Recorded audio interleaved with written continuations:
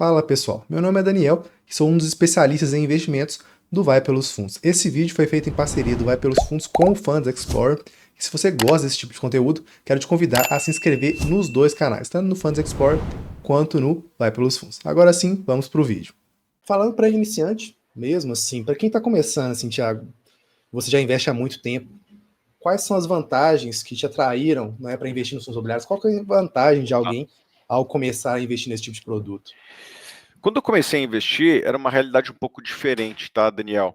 Eu sou um investidor tradicional de ações, comecei a investir em ações lá em 2003, e por volta de 2014 eu vi uma dicotomia muito grande no mercado acionário. As boas empresas do Brasil, naquela época, empresas como Ambev, Lojas Renner, Localiza, que eram as boas empresas e eu investi em ações, elas tinham um múltiplo de fato muito alto, na casa de 30 vezes lucro. E por outro lado, as empresas problemáticas da época, como Petrobras, que hoje é uma empresa bastante saudável, mas que naquela época, por conta de vários problemas, as estatais, as empresas de commodity, estavam muito largadas, mas tinham muitos problemas.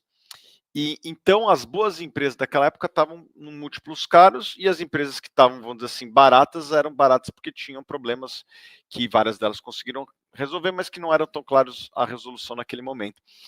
E o que eu vi era o seguinte: os fundos imobiliários lá em 2014, 2015, eles estavam pagando por volta de 1% ao mês, vários fundos de tijolo, e eu montei uma carteira, um basket. Alguns até deram errado, mas na média foram muito próximos de FIX.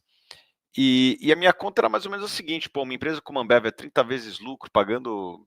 Eu consigo puxar aqui, vou até ver se eu consigo puxar no Status Invest, mas pagava assim, quase nada, 2, 3% de dividendo lá em 2014. Deixa eu ver se eu consigo puxar aqui o quanto que ela pagava lá em 2014. Estou vendo aqui, lá em 2014 ela pagava 4% de dividendo. Ela precisaria triplicar de tamanho para pagar o mesmo dividendo dos fundos imobiliários. Para uma empresa já consolidada, com 70% de market share, seria muito desafiador, né? Ela conseguir ter 3 vezes mais volume. E, de fato, ela enfrentou uma série de competidores, né, principalmente a Heineken. Então, ela até perdeu o market share, as margens caíram. Então, o lucro por ação da Ambev, lá atrás, olha só, deixa eu fazer as contas aqui, até decresceu.